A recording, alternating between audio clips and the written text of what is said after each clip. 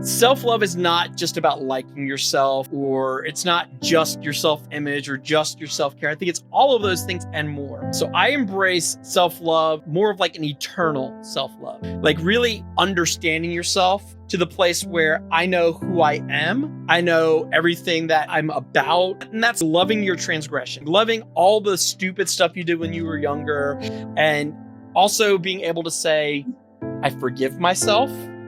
And also being able to say, I know where I am right now. I might not know where I'm going, but I have faith that where I'm going is where I'm supposed to be. I truly believe that the relationship that we have with ourselves sets the precedent for every relationship that we have with others. When we talk about self-love, I think you really have to fall in love with yourself, like court yourself.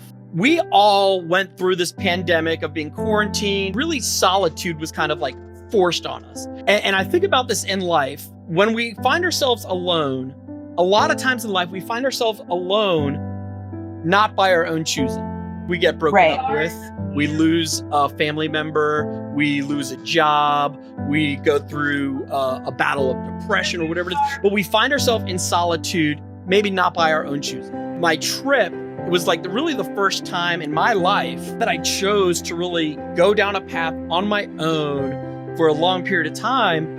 I was in an echo chamber of clarity. And it became a point of choosing to just be in this place of me. And really, I saw a shift.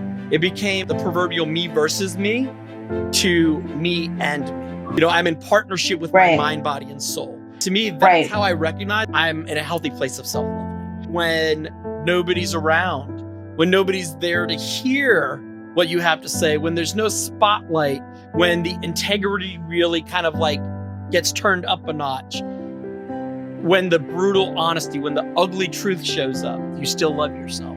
There's a big difference between overthinking and being introspective. Going on a discovery of self is not the same thing as criticizing and analyzing yourself.